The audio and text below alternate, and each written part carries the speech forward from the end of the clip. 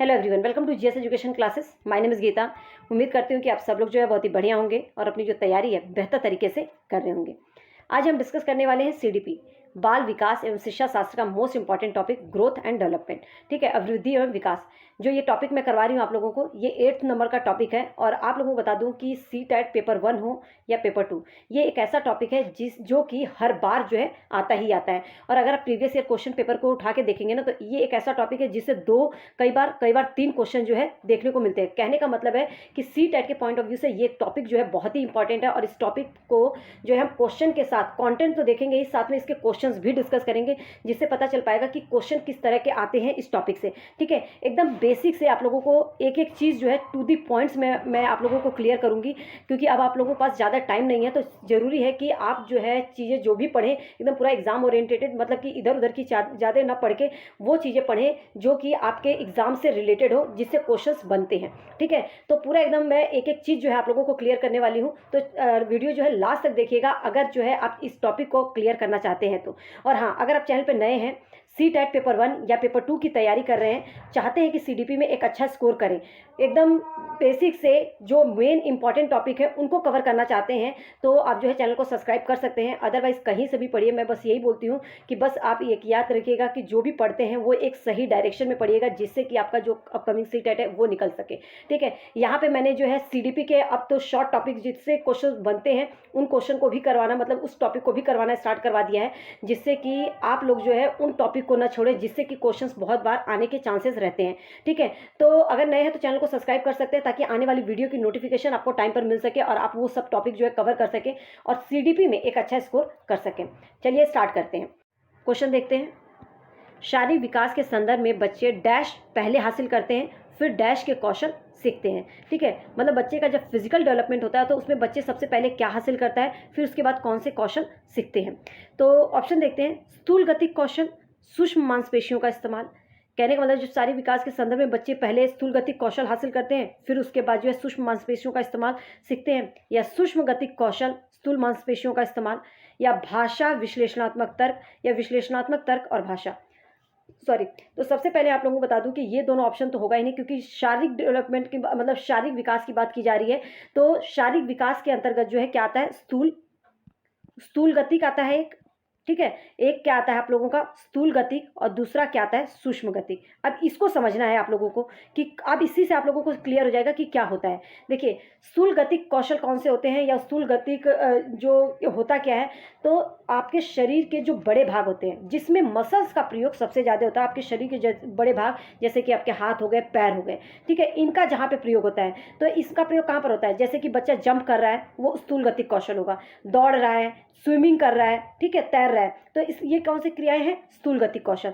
और सूक्ष्म गतिक कौशल जिसमें कि बच्चे के मसल्स का प्रयोग कम होता है, जिसमें सूक्ष्म गतिक मतलब कि फाइन मोटर स्किल, जिसमें बच्चे अपने हाथों की उंगलियों का प्रयोग करना सीखता है। और आप हम सब लोग जानते हैं कि बच्चा दौड़ता पहले है, लिखना बाद में सीखता है। ठीक है, उसकी उंगलियों का पकड़ जो है बाद में बनती है। तो ये जो सूक्ष्म गतिक कौशल है ना, ये बच्चे के अंदर जो है बाद में डेवलप होता है, सबसे पहले जो है स्थूल गतिक आता है। ठीक है, तो वही क्वेश्चन है कि शारीरिक विकास के संदर्भ में बच्चा पहले क्या हासिल करता है, तो बच्चा जो है पहले स्थूल गतिक कौशल हासिल करता है। स्थूल गतिक कौशल शरीर के वो भाग जो शरीर के जिसमें मसल्स का ज़्यादा प्रयोग होता है, जो आपके शरीर के बड़े अंग हैं जैसे कि हाथ, पैर, इनका प्रयोग करना बच्चा सीखता है। सूक्ष्म गतिक जिसमें फाइन मोटर स्किल, जिसमें बच्चा जो है अपने हाथों की उंगलियों का इस्तेमाल करना सीखता है। और हम सब लोग जानते हैं कि उंगलियों पर पकड़ जो है बहुत ही बाद में बनती है, तो इससे रिलेटेड जो कौशल है जिसमें मांसपेशियों का इस्तेमाल होता है, वो बच्चा जो है बाद में सीखता है। ठीक है, तो पहले क्या है, स्थूल गतिक, फिर बाद में क्या सीखेगा, सूक्ष्म गतिक। तो पहला ऑप्शन जो है करेक्ट होगा। उम्मीद करती हूँ कि ये क्वेश्चन जो है क्लियर हो गया होगा। इसके एग्जाम्पल से क्वेश्चन रिलेटेड आते हैं। देखिए, जो फाइन मोटर स्किल होता है, सूक्ष्म गतिक कौशल, इसमें जो है मसल्स का कम प्रयोग होता है। कहने का मतलब है जो फाइन मोटर स्किल है ना, इसमें मसल्स का मतलब आपके हाथ का, पैर का प्रयोग कम होगा। इसमें जैसे कि लिखना, इसमें आपके हाथ की उंगलियों का प्रयोग हो रहा है। ठीक है, जैसे कि लिखने का काम, चित्र में रंग भरना, पेपर काटना, रोटी को तोड़ना, ये किस प्रकार के काम है, तो ये फाइन मोटर स्किल है। इसमें आपके मांसपेशियों का प्रयोग हो रहा है, जिसमें कि आप जो है अपने उंगलियों का प्रयोग कर रहे हैं। ठीक है, तो इसलिए इसे क्या बोला जाता है, फाइन मोटर स्किल। कई बार जो है क्वेश्चन दे दिया जाता है इन सभी मतलब कि सभी में से कौन सा फाइन मोटर स्किल है। ठीक है। या आप लोगों को लिखना या चित्र भरना इस तरह के दे सकता है और पूछ सकता है कि फाइन मोटर स्किल कौन सा है, ग्रॉस मतलब कि इसमें से फाइन मोटर स्किल ये है या ग्रॉस मोटर स्किल का उदाहरण है। तो आप लोगों को जो है ये क्लियर होना चाहिए। ग्रॉस मोटर स्किल क्या होता है, मतलब स्थूल गति कौशल जिसमें मसल का प्रयोग जो है सबसे ज़्यादा होता है, जैसे आपके हाथों का आपके पैरों का प्रयोग होता है, जैसे कि कूदना, दौड़ना, तैरना।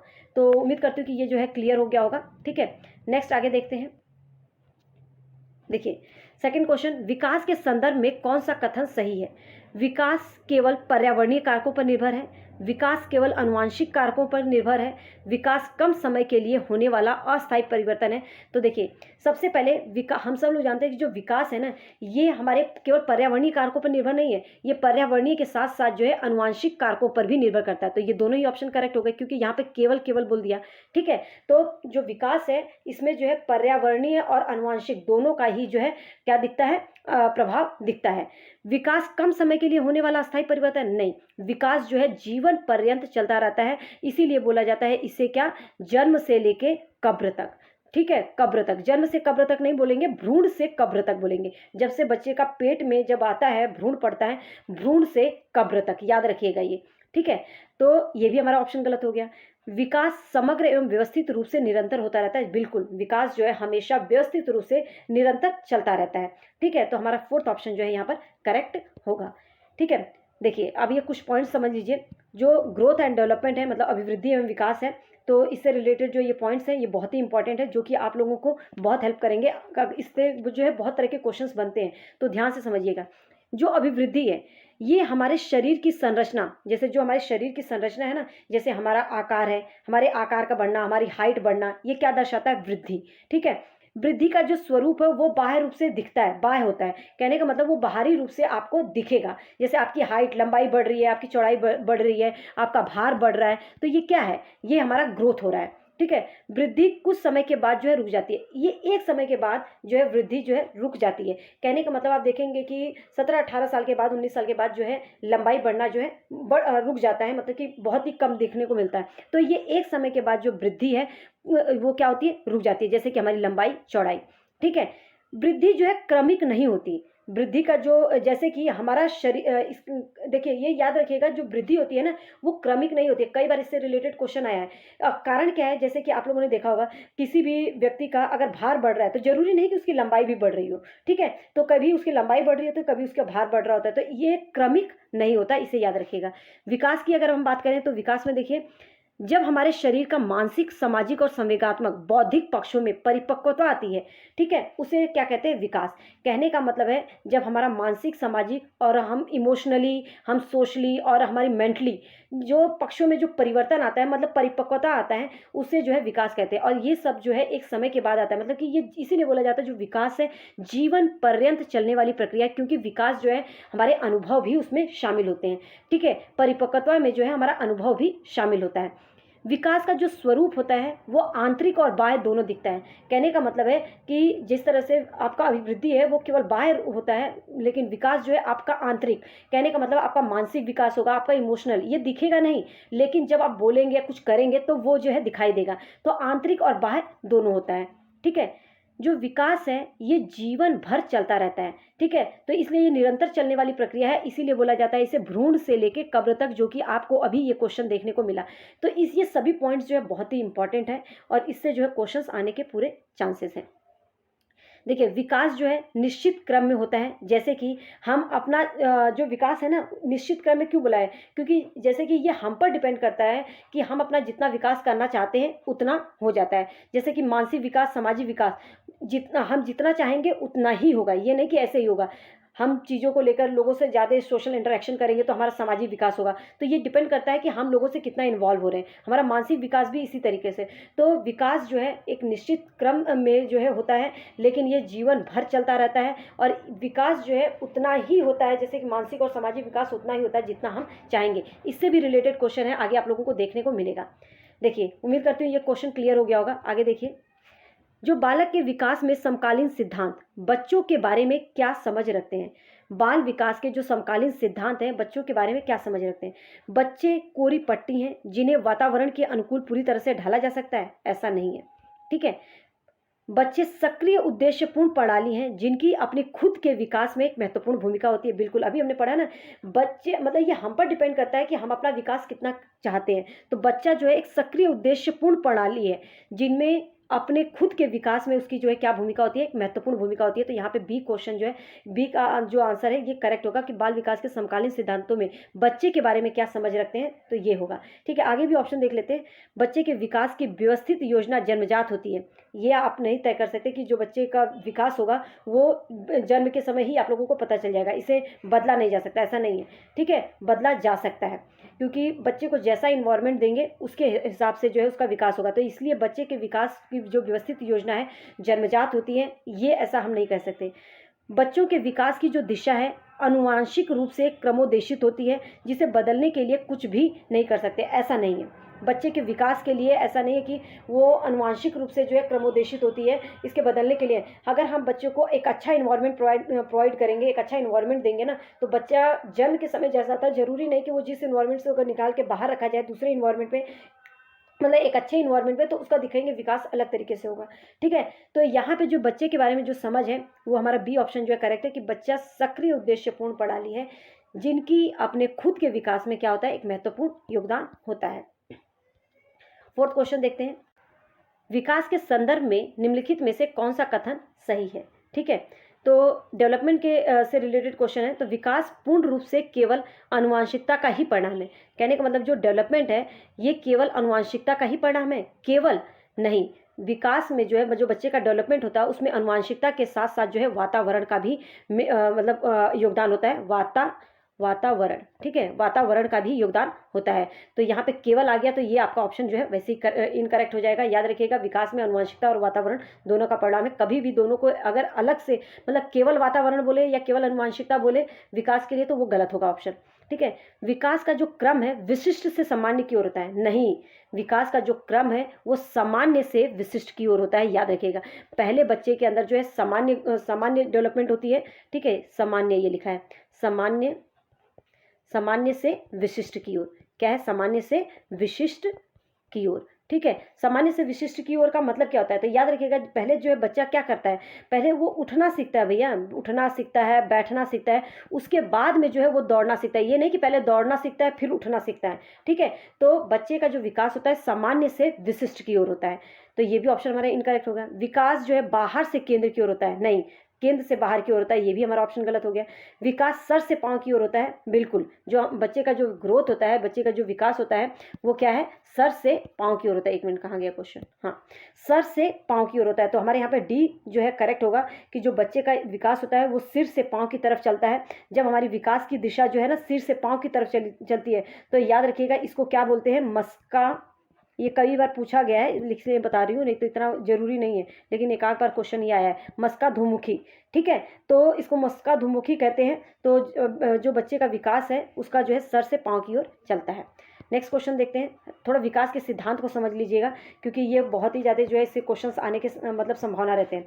ठीक है, संभावना बनी रहती है इससे कि मतलब ये क्वेश्चन जो है कई तरह से अलग अलग तरीके से पूछा जाता है। जैसे कि अभी पिछला तो आप लोगों को दिखा कि सर से क्या है, सर से पैर की ओर। ठीक है, लेकिन उसी में आप लोगों ने देखा कि जो विकास है विशिष्ट से सामान्य की ओर लिखा था। तो याद रखिएगा सामान्य से विशिष्ट की ओर। तो ये भी क्वेश्चन बनता है, कई बार क्वेश्चन पूछ देता है कि जो बच्चे का जो विकास है वो विशिष्ट से सामान्य की ओर होता है। तो नहीं, सामान्य से विशिष्ट की ओर, क्योंकि पहले बच्चा जो है उठना बैठना सीखता है फिर दौड़ना सीखता है। अब यहाँ पे हम कुछ विकास के सिद्धांत देख लेते हैं तो समझ में आ जाएगा आप लोगों को। समान प्रतिमान का नियम। समान प्रतिमान का नियम क्या होता है, ध्यान से समझिएगा। समान प्रतिमान के नियम के अनुसार जो है प्रत्येक जाति अपने जाति के अनुसार ही जो है उसका विकास होता है।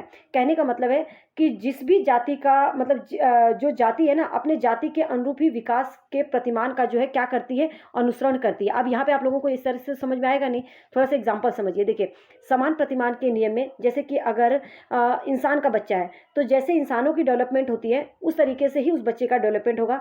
लेकिन अगर कोई जानवर है, मान लो कि कोई कुत्ता है या बिल्ली है, उसका जो अगर विकास होगा तो उसका जो है उसके प्रतिमान का वो अनुसरण करेगी। मतलब उस जानवर के अनुसार ही उसका जो है विकास होगा। समझ में आया। तो जो अगर मनुष्य है तो मनुष्य जो है मनुष्य की जाति है तो वो उसके अनुसार उसके विकास के प्रतिमान का अनुसरण करेगी। अगर मान लो कोई जानवर है तो जानवर के विकास के प्रतिमान का क्या करेगी, अनुसरण करेगी। ठीक है, क्लियर हो गया होगा ये।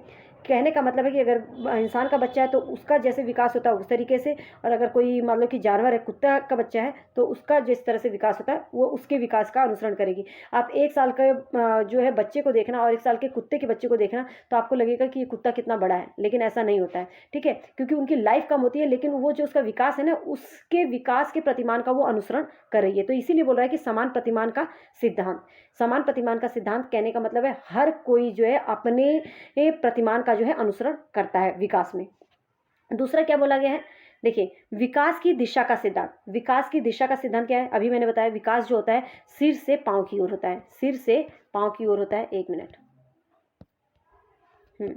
जो विकास होता है वो सिर से क्या होता है, पैर की ओर, पैर की ओर। ठीक है, अब दूसरा क्या है, विकास निरंतरता का सिद्धांत। विकास निरंतरता का सिद्धांत मतलब विकास जो है, जो विकास है ये जीवन पर्यंत जो है चलता ही रहता है, जीवन पर्यंत चलने वाली प्रक्रिया है। इसीलिए बोला जाता है भ्रूण से कब्र तक। बहुत ही आसान है, जीवन जो विकास है आपको जीवन पर्यंत चलता रहता है। पूर्वानुमान का सिद्धांत। पूर्वानुमान का सिद्धांत क्या होता है, तो पूर्वानुमान के सिद्धांत में जैसे कि हम पहले ही अनुमान लगा सकते हैं कि विकास का जो दिशा है वो क्या दिशा होगी। ठीक है, तो ये जो है पूर्वानुमान आप लगा सकते हैं कि जो बालक का विकास है वो किस दिशा में होगा। सामान्य से विशिष्ट क्रियाओं का सिद्धांत, तो मतलब कि बच्चे के अंदर जो है पहले सामान्य चीज़ों का विकास होता है, फिर विशिष्ट। कहने का मतलब बच्चा जो है पहले उठना बैठना सीखता है, उसके बाद जो है क्या करता है, दौड़ना तैरना ये सब सीखता है। एकीकरण का सिद्धांत, ये क्या होता है, बच्चे में जो है एकीकरण का गुण जो है ना पाया जाता है, लेकिन जैसे कि कोई भी काम को करने के लिए वो अपने हाथ पैरों का एक साथ मिलाकर काम करते हैं, तो ये क्या कहलाता है, एकीकरण। तो एकीकरण का जो सिद्धांत है जिसमें बच्चे जो है अपने हाथ पैरों को मिलाकर एक मतलब कोऑर्डिनेट करके काम करते हैं, तो वो कौन सा सिद्धांत होता है, एकीकरण का सिद्धांत। व्यक्तिगत विभिन्नता का सिद्धांत बहुत ही इंपॉर्टेंट है। बच्चे का जो विकास है उसकी विभिन्नता, मतलब हर एक बच्चा जो है अलग होता है, तो व्यक्तिगत विभिन्नता के अनुसार ही वो उसका जो है विकास होता है। तो विकास की गति हर एक बच्चे की जो है क्या होती है, अलग अलग होती है। उसका कारण क्या है, क्योंकि बच्चे जो है, हर बच्चा जो है अलग अलग होता है, हर बच्चे का जो इन्वायरमेंट है या हेरिडिटी है वो सब जो है अलग अलग होती है। इंडिविजुअल डिफरेंसेस इसलिए मायने रखता है, इसलिए बच्चे का जो विकास है सबका अलग अलग होता है। तो बच्चे के विकास में व्यक्तिगत विभिन्नता, आनुवंशिकता और वातावरण की पारस्परिक अंतःक्रिया पर जो है करता है। तो जो बच्चे का विकास होता है वो उसमें व्यक्तिगत विभिन्नता का भी जो है मतलब कि जो व्यक्तिगत विभिन्नता है वो आनुवंशिकता और वातावरण की पारस्परिक अंतःक्रिया पर निर्भर करता है। ठीक है, तो उम्मीद करते हैं ये जो है चीज़ें अच्छे से क्लियर हो गई होंगी और इससे क्वेश्चंस जो है बहुत ही अच्छे बनते हैं। तो इसको जो है बिल्कुल भी मत छोड़िएगा। अगर आप लोग चाहेंगे तो कमेंट में करके बताइएगा। अगर ये आपको नहीं समझ में आया ना विकास के सिद्धांत, तो इसको मैं दोबारा से आप लोगों को समझाऊंगी, क्योंकि ये इंपॉर्टेंट टॉपिक है बहुत ज़्यादा। नेक्स्ट क्वेश्चन देखते हैं। जैविकीय डैश योग्यताएं जैसे कि चलना के माध्यम से हासिल हो सकती हैं। जैविकीय डैश योग्यताएं जैसे कि लिखने के लिए डैश की आवश्यकता होती है। ठीक है, तो जैविकीय डैश योग्यताएं जैसे कि चलना के माध्यम से हासिल होती है। तो प्राथमिक परिवेश के साथ आनंददायी अंतःक्रियाएं, और द्वितीय क्या, स्पष्ट अनुदेशन। यहाँ पे क्या बोला है कि कौन सी योग्यताएं हैं, जैसे कि चलना किसके माध्यम से हासिल होती हैं और लिखना किसके माध्यम से हासिल होती हैं। तो देखिए, जैविकीय डैश योग्यताएं जैसे कि चलना, जो बच्चा जब चलना सीखता है ना, ये बहुत ही आनंददायक है। वो उसके अपने इन्वायरमेंट में रहकर ही, अपने परिवेश में रहकर ही वो बहुत ही खुशी खुशी से जो है ये सब क्रियाएं करता है। लेकिन वहीं पर जो है दूसरी योग्यता जो है जैसे कि लिखना, इसके लिए जो है बच्चे को एक इंस्ट्रक्शंस की जरूरत पड़ती है, एक मतलब कि अच्छे से जो है उसे एक अनुदेशन की, स्पष्ट अनुदेशन की आवश्यकता होती है। तो यहाँ पे पहला ही करेक्ट है, ये द्वितीय परिवेश के साथ नहीं। बच्चा पहले जो है चलना जब सीखता है तो वो बहुत ज़्यादा उसके लिए जो है आनंदमयी होता है। ठीक है, तो यहाँ पे पहला ऑप्शन जो है आप लोगों का करेक्ट होगा, आगे देखने की जरूरत ही नहीं है। नेक्स्ट, बाल विकास के क्षेत्र में हाल ही के सिद्धांत यह सुझावित करते हैं कि विकास प्रभावित होता है। तो विकास किससे प्रभावित होता है, आनुवंशिकता। देखिए, बाल विकास के क्षेत्र में हाल ही में यह सिद्धांत सुझावित करते हैं कि विकास प्रभावित होता है आनुवंशिकता से, शिक्षा से, संस्कृति से या सामाजिक नीतियों से। तो आप लोगों को बताओ कि आनुवंशिकता का भी विकास में प्रभाव पड़ता है, शिक्षा का भी, संस्कृति का भी और सामाजिक नीतियों का भी। तो यहाँ पे जो है ABCD सभी, तो तीसरा जो है ऑप्शन करेक्ट होगा। नेक्स्ट क्वेश्चन देखते हैं। हाँ, बच्चे का विकास किस प्रकार से होता है, व्यवस्थित रूप से होता है परंतु स्वाभाविक रूप से व्यक्तिगत होता है, या अव्यवस्थित रूप से होता है, किसी भी विशिष्ट पल में अचानक से उभर जाता है, ऐसा नहीं है। पूरे विश्व में सभी बच्चे का एक समान दर से, अरे बच्चे में व्यक्तिगत विभिन्नताएं होती है तो बच्चे का विकास एक दर से कैसे होगा, तो ये भी आपका ऑप्शन गलत हो गया। केवल विद्यालय के परिणाम, केवल आ गया तो ये ऑप्शन वैसे ही गलत। देखिए एक समान दर से बोले जाए तो एक समान दर से कभी भी विकास नहीं हो सकता, क्योंकि व्यक्तिगत विभिन्नताएं पाई जाती है, हर एक बच्चा अलग होता है तो उसका विकास भी उसी के हिसाब से होता है, ठीक है, लेकिन निरंतर होता है। केवल आ गया, केवल विद्यालयीकरण का परिणाम है तो ये भी ऑप्शन गलत हो गया। केवल अभी कभी भी ऑप्शन में दिखे तो वो ऑप्शन हमेशा इनकरेक्ट होगा। व्यवस्थित रूप से किसी भी विशिष्ट पल में अचानक से उभर जाता है, ऐसा नहीं है। विकास तो जो है बच्चे का निरंतर चलता रहता है, ठीक है, विकास निरंतर चलता रहता है। पहला है व्यवस्थित रूप से होता है विकास, परंतु स्वाभाविक रूप से ये व्यक्तिगत होता है, क्योंकि हर एक बच्चा जो है भिन्न होता है, उसका इन्वायरमेंट, उसका हेरिडिटी, मतलब कि उसकी आनुवंशिकता, वातावरण का परिणाम होता है ना। तो जो बच्चे का व्यक्तिगत विभिन्नता पाई जाती है उसी के अनुसार जो है होता है, लेकिन ये जो व्यवस्थित होता है, तो पहला ऑप्शन जो है हमारा करेक्ट होगा। नेक्स्ट, विकास क्या है, एक अनिरंतर प्रक्रिया है। तो अभी हमने समझा कि जो विकास है, एक मिनट कहाँ गया क्वेश्चन, हाँ 8th क्वेश्चन कर रहे हैं। विकास क्या है, एक अनिरंतर प्रक्रिया है, एक क्रमिक प्रक्रिया है, यह व्यक्तिगत कारकों से प्रभावित होता है लेकिन वातावरणीय कारकों से नहीं, वातावरणीय कारकों से प्रभावित होता है लेकिन व्यक्तिगत कारकों से नहीं। देखिए अभी हमने पढ़ा जो विकास है वो एक निरंतर चलने वाली प्रक्रिया है, तो अनिरंतर तो ये ऑप्शन तो होगा ही नहीं, ये आपका कट गया। व्यक्तिगत कारकों से प्रभावित होता है, वातावरणीय, ऐसा नहीं है, वातावरण का प्रभाव होता है, वातावरणीय कारकों से प्रभावित होता है लेकिन व्यक्तिगत कारकों से नहीं, ये भी गलत, क्योंकि व्यक्तिगत कारकों का भी प्रभाव पड़ता है। तो हम इसमें से जो चारों ऑप्शन में से एकदम सही है वो ये कि विकास जो है एक क्रमिक प्रक्रिया है, ठीक है, जो निरंतर चलती रहती है। आगे देखते हैं नेक्स्ट 9th क्वेश्चन। निम्न में से कौन सा विकास को प्रभावित करने वाला वातावरणीय कारक, वातावरणीय कारक पूछ रहे हैं, वंशाणु और अनुवांशिकता तो होगा ही नहीं, हेरिडिटी है ये, ठीक है, परिपक्वता नहीं, विद्यालय जो है एक वातावरणीय कारक है, तो बालक के विकास को प्रभावित करने वाले वातावरणीय कारक क्या है, विद्यालय, ठीक है। अगर यही अनुवांशिक कारक पूछता तो अनुवांशिकता, वंशाणु, मतलब ये आ जाता, ठीक है, अनुवांशिक पूछता तो वंशाणु आ जाता। नेक्स्ट 10th क्वेश्चन देखते हैं। उम्मीद करते हैं कि ये सभी क्वेश्चन आप लोगों को क्लियर हो रहे होंगे। अगर कोई भी सजेशन है, आप लोगों को लगता है कहीं पर कोई क्वेश्चन समझ में नहीं आ रहा है या आप लोगों को अच्छे से समझ में आ रहा है, तो कमेंट सेक्शन में जरूर बताइएगा। उम्मीद करती हूँ, मैं ये पूरी कोशिश रहती है कि आप लोगों को इस तरीके से समझाऊँ कि अच्छे से जो क्वेश्चन क्लियर हो जाए और उस क्वेश्चन को घुमा कर भी पूछा जाए ना, तो वो आप लोग जो है कर ले जाएँ। तो अगर वीडियो पसंद आ रही हो तो please hit like button. Like का कोई भी आप लोगों को यहाँ पर कुछ भी करने में नहीं जाता है, अगर पसंद आ रही हो तो लाइक कर सकते हैं, उस लाइक से बस मुझे मोटिवेशन मिलेगा, ठीक है। तो चलिए स्टार्ट करते हैं, 10th क्वेश्चन देखते हैं। अवस्था है जिसमें बच्चे परिवार से स्वायत्त स्थापित करते हैं और अपने व्यक्तिगत मूल्य और लक्षण को परिभाषित करते हुए अपनी खुद की एक पहचान का निर्माण करते हैं। तो वो कौन सी अवस्था है, देखो वो कौन सी अवस्था है जिसमें बच्चे परिवार से स्वायत्त स्थापित करते हैं और अपने व्यक्तिगत मूल्य और लक्षण को परिभाषित करते हैं। तो प्रारंभिक बाल्यावस्था में तो बच्चा ये होता ही नहीं है, मध्य बाल्यावस्था, उत्तर बाल्यावस्था, किशोरावस्था, तो ये कौन सा होगा, तो ये कौन सी अवस्था होती है, ये जो अवस्था होती है ये होती है किशोरावस्था। इस अवस्था में बच्चे में जो है परिवार से सोचते हैं कि हम थोड़ा सा, मतलब हमें सब कुछ आता है, स्वायत्तता स्थापित करते हैं और अपने व्यक्तिगत मूल्य और लक्षणों को जो है ना वो दिखाना चाहते हैं और खुद की एक पहचान बनाना चाहते हैं, किशोरावस्था। और ये वही अवस्था है जिससे तूफान और तनाव की अवस्था होती है, इसे गोल्डन एज भी इसीलिए कहा जाता है, ठीक है। आगे देखिए, इस अवस्थाओं से रिलेटेड क्वेश्चन वैसे तो मैं इसे ऑलरेडी करवा चुकी हूँ, क्योंकि ये बहुत ही इंपॉर्टेंट है और हर एक टॉपिक जो है इससे, मतलब हर एक जो शैशवावस्था हो या पूर्व बाल्यावस्था हो, उत्तर बाल्यावस्था या किशोरावस्था, इससे क्वेश्चन आते हैं और बहुत ही अच्छे बनते हैं, ठीक है, लेकिन इजी रहते हैं। आपको ये जो टू दी पॉइंट्स में दिए हैं सबको बस अच्छे से याद कर लीजिएगा। देखिए शैशवावस्था की बात करें तो 0 से 2 वर्ष की अवस्था होती है। इस अवस्था में ना बच्चे का शारीरिक मानसिक अधिगम की जो अवस्था बोला जाता है, यह सबसे तेज शारीरिक मानसिक अधिगम की अवस्था होता है शैशवावस्था। ये अवस्था में बच्चा पूर्ण रूप से जो है माता पिता पर निर्भर करता है और उसका जो भी व्यवहार होता है, उसे जो भी कुछ करना होता है वो मूल प्रवृत्तियों पर आधारित होता है। कहने का मतलब है कि अगर बच्चे को भूख लगी तो वो रो कर बताएगा, अगर बच्चे को कुछ अच्छा लगा, हंस रहा है, तो वो स्माइल करके बताता है, ठीक है। इसमें बच्चा अच्छी तरह से इसके भाषा का विकास नहीं हुआ होता है, तो इसीलिए जो है बच्चे का जो व्यवहार है वो किस पर निर्भर करता है, मूल प्रवृत्तियों पर, ठीक है। इस अवस्था में नैतिकता का अभाव पाया जाता है क्योंकि बच्चे के अंदर नैतिकता का विकास हुआ ही नहीं होता है। ओके, नेक्स्ट देखिए पूर्व बाल्यावस्था। दूसरा क्या है, पूर्व बाल्यावस्था, जो कि 2 से 6 वर्ष की अवस्था होती है, ठीक है।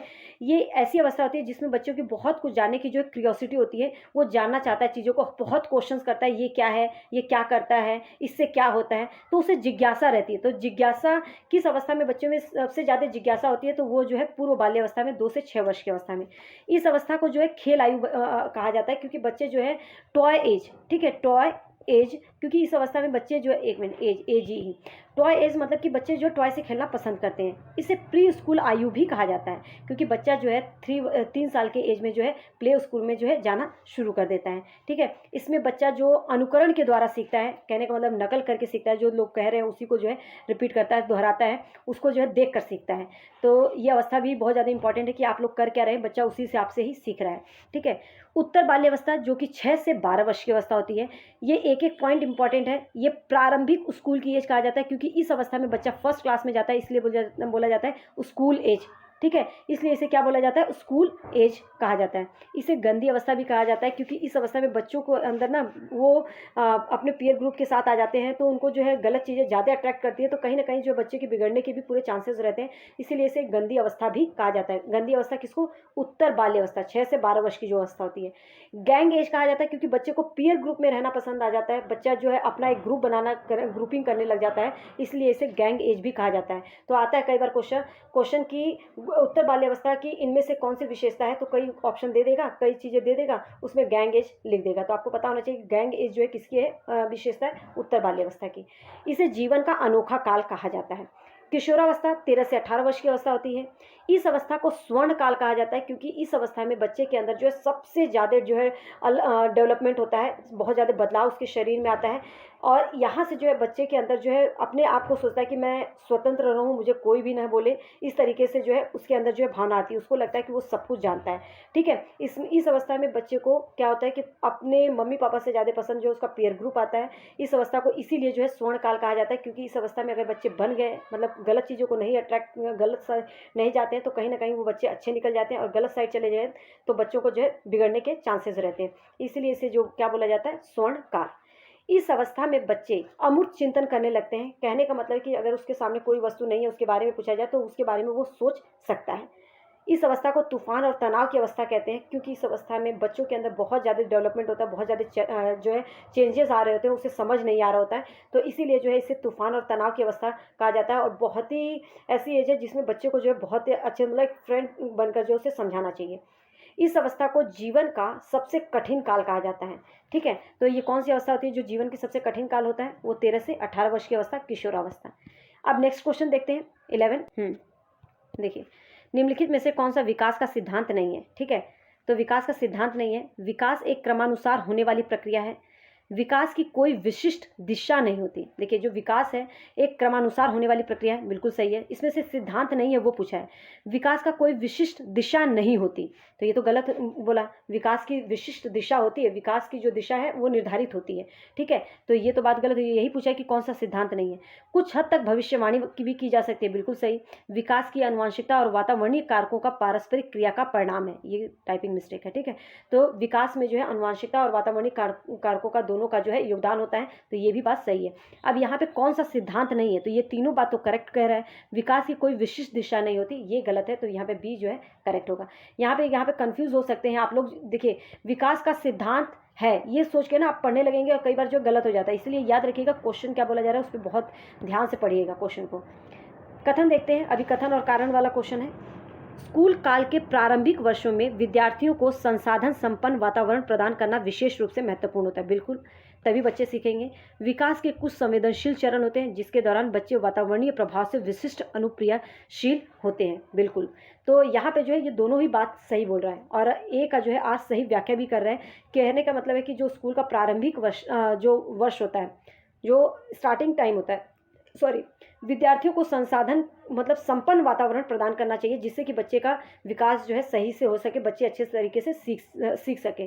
तो ये बहुत ही महत्वपूर्ण है। ठीक है, कारक क्या बोल रहा है, कारण जो है विकास के कुछ संवेदनशील चरण होते हैं, जैसे कि आपका उत्तर बाल्यावस्था हो गया, किशोरावस्था हो गया।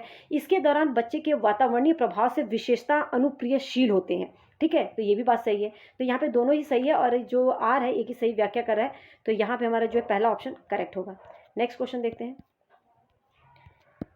प्रारंभिक बाल्यावस्था के दौरान निम्न में से कौन सी संस्था बच्चों के सामाजिकरण की प्रारंभिक संस्था की भूमिका निभाती है। सामाजिक मीडिया, परिवार, कानून, धर्म। तो कौन सा होगा आंसर, तो देखिए यहाँ पे जो है प्रारंभिक बाल्यावस्था की बात करें, सबसे स्टार्टिंग वाला जो टाइम है आपका जो मतलब कि शैशवावस्था के बाद, ठीक है, पूर्व बाल्य होता है ना, पूर्व बाल्यावस्था प्रारंभिक मतलब कि जो आपका 2 से 6 वर्ष का टाइम होता है, उसमें जो है आपके परिवार का जो है सबसे महत्वपूर्ण योगदान होता है, ठीक है। तो यहाँ पे जो है हमारा बी ऑप्शन जो है करेक्ट होगा। नेक्स्ट, स्नेहा काकड़ बहुत तेजी से बढ़ रही है। अब उसका हाथ उसकी लंबी अलमारी के हैंडल तक आसानी से पहुंच सकता है, जिससे वह बहुत ही आसानी से अलमारी खोल सकती है। स्नेहा की कद में जो बदलाव हो रहा है उसे क्या कहा जाएगा? बहुत ही इजी क्वेश्चन है। हम सब जानते हैं कि उसकी हाइट बढ़ रही है, तो इसका मतलब वृद्धि हो रहा है, वृद्धि हो रहा है। तो ये मचान तो होगा नहीं, सीखना अनुकूलन तो होगा नहीं, बी वृद्धि, क्योंकि उसकी हाइट में बढ़ोतरी हो रही है, ठीक है। क्वेश्चन देखिए 15, प्रत्येक बच्चे के विकास की दर कैसी है? गर्भाधारण के समय निर्धारित हो जाती है और पर्यावरण इसमें ज़्यादा भूमिका नहीं निभाता। तो ये तो गलत बात बोला। अभी मैंने बोला कि जो बच्चे का विकास होता है उसमें जो है आनुवंशिकता के साथ साथ पर्यावरण का महत्वपूर्ण योगदान होता है, और यहाँ पे इसने पर्यावरण को नकार दिया, ठीक है। गर्भाधारण के समय निर्धारित हो जाती है, मतलब गर्भाधारण के समय जो है बच्चे का विकास शुरू हो जाता है, और ये जो है जैसे जैसे बच्चे का जो है, क्योंकि विकास जो है जीवन पर्यंत चलने वाली प्रक्रिया है, तो इसमें जो है पर्यावरण का योगदान होता है। तो ये ऑप्शन तो गलत हो गया। आनुवंशिकता और पर्यावरण की अंतःक्रिया के माध्यम से गतिशील तरीके से उभरती है। बिल्कुल, जो विकास की दर है ना, इसमें आनुवंशिकता और पर्यावरण की अंतःक्रिया के माध्यम से एक गतिशील तरीके से जो उभरती है, ये बात सही है। विकास की दर है को विकासात्मक प्रतिमान को परख कर सटीक भविष्यवाणी की जा सकती है। तो ये देखिए, ये गलत है कि भविष्यवाणी बिल्कुल नहीं की जा सकती, क्योंकि यादृच्छिक तरीके से होती है।